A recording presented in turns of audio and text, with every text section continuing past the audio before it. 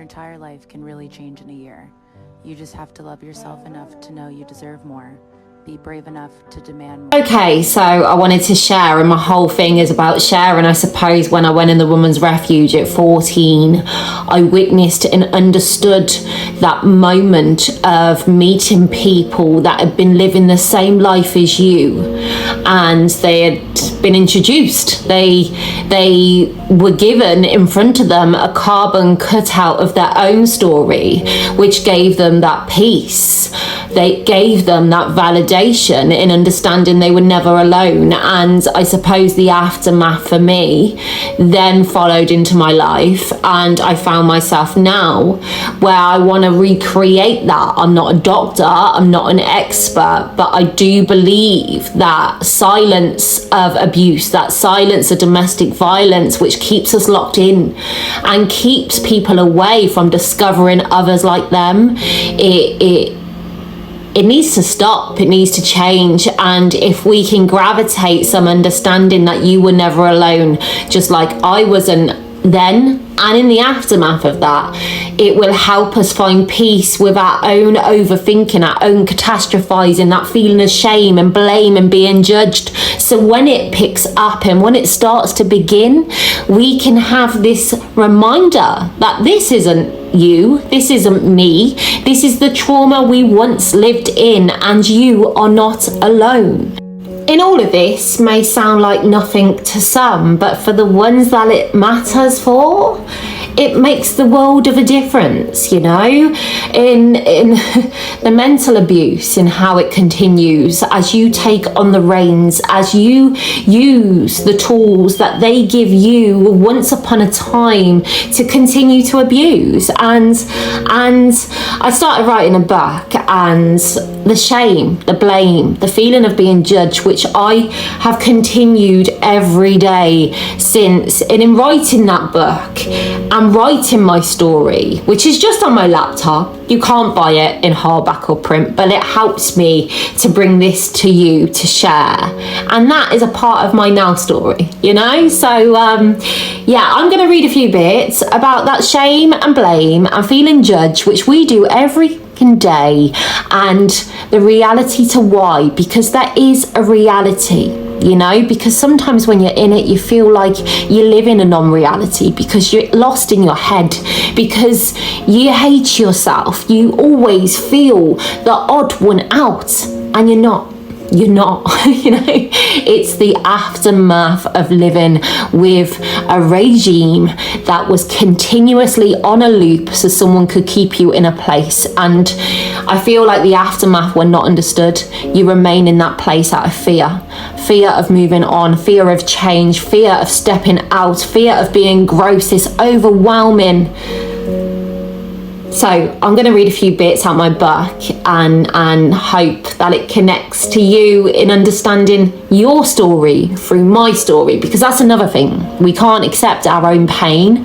We will allow to touch upon it, in my experience, through someone else's. It helps us to safely look at ours and receive it in a gentle way when we hear it through someone else's mouth. And I discovered that with the Johnny Depp Amber Heard court case, when I allowed myself to cry for him but cry for myself also, because it's a language we understand. Mr. Creep the Crook, they had a different meaning and value to me. I see that Happy Families publisher. I believe and thought of my own family. Sat at my table in school next to friends and peers thinking, I wonder what it's like to live in their homes. You know, a real happy family, that fairy tale dream. To not be on eggshells and not wish people dead, and go to bed in fear and wake up with dread. This feeling that spread into our nightmares and also our reality, to watch mom be safe and happy. To not watch the neighbours looking on in horror and annoyance as that family are at it again. He was released the next day and allowed home. She had no choice but to let him back in. It was easier to stay quiet, the shame and blame that little girl carried, the hurt and letdown having to grow up so fast. This was cruel.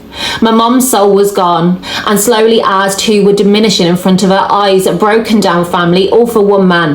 This is why we giggled around the table and wished him gone, for this was pure hell. I had to return home and leave the safety of my friends, walk back in and face the wrath of trying to protect them and myself. It was not worth it. I could see why my mum was quiet. Not really much help around us, nowhere to go. Walking past the hedges, looking at that blue gate, feeling the neighbours' blinds twitching one by one. Let's face it, we were the neighbours from hell, and I was the daughter of the neighbours who woke up the street in the dead of night to police cars screaming and crying. Or maybe they didn't look at me that way. Maybe they wanted to protect us, to help us, to save us, but it was easier to look away. I felt better taking in the negative. That felt comfortable to me. Would have been worse to know they all wanted to help and protect and to save us, to pull us away, yet we were still there, walking past their windows, red swollen eyes. After all the commotion, and all for what? Oh yes, good old happy families, pretending like my body hadn't just been exposed to that fear and now a double helping of shame, blame and guilt. That was it, over and done. Left with damage for a lifetime, like rejecting a compliment and wanting to blend in, never being brave enough to have my own opinion and always thinking I'm never enough, like people are watching me in disgust, just like my neighbours that day, twitching the blinds. This would all come back and visit me in my aftermath one day. Yay, I had all this to come.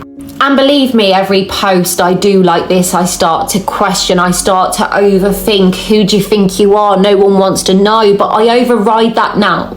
Since connecting the dots and understanding my journey, my story, and why I'm here today, and why that kicks in my mind, I can now salvage a bit of peace in placing that away as the trauma that happened in my life. And, you know, the shame, the blame, there is a reality to why we go through that day after day, and simply understanding it, for me, it helps me to feel a bit more free, and I hope by sharing it with you it can do that for you too. So yeah, that's a bit of my life, a bit of my story, connecting to yours, no doubt, I'm sure, and I hope it can help you also find a bit of peace when it starts to kick in, and understand that that is the trauma and you are allowed to be free.